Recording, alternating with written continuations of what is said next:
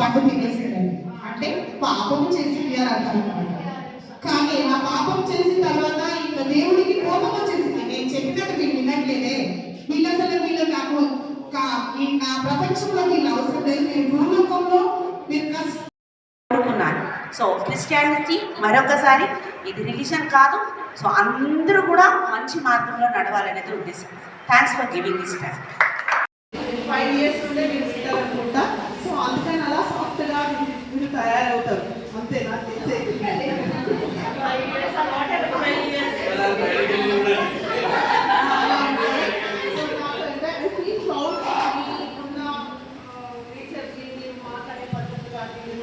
చేసేది కానీ కరోనా కానీ నేను ప్రౌడ్ పడ్డాను. ఓకే, అందువల్ల మీ ప్రొఫెషన్ రావడం అనేది ఇంకా గ్రేట్. అంతే. Thank you very much and happy Christmas.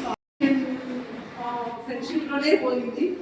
Most of the sisters they are very near to me and whatever my హౌస్ హోల్డ్లో కానీ అవుట్ సైడ్లో కానీ నా ప్రాక్టీస్లో కానీ నా సర్వీస్ నాకు నేర్పించిన సర్జరీస్లో కానీ ప్రతి ఒక్క స్టెప్లో ప్రతి ఒక్క నర్సింగ్ ఆఫీసర్స్ ఉన్నారు. మోస్ట్ ఆఫ్ ద టైం మాకు ఉంటాయి జాలీదాయి కానీ మీ అంతా అయితే ఉండవు. I can speak very frankly.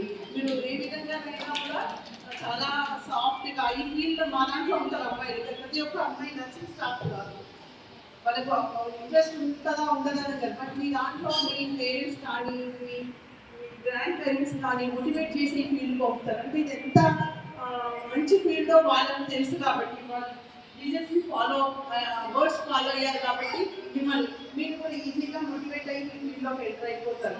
So నాకు మోస్ట్ ఎక్కువ మందికి అయితే ఆ రెస్పెక్ట్ మీలో నాకు ఎప్పుడు నేను ఆ రెస్పెక్ట్ ఇస్తాను. మీకు మీరు ఇచ్చే సర్వీసెస్కి నేను డెఫినెట్గా రెస్పెక్ట్ ఇస్తాను.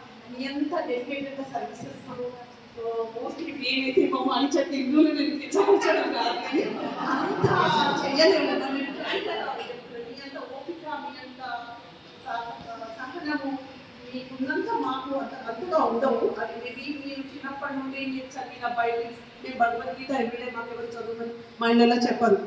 భగవద్గీత చదవాలి యాక్చువల్గా, కానీ మా అంటే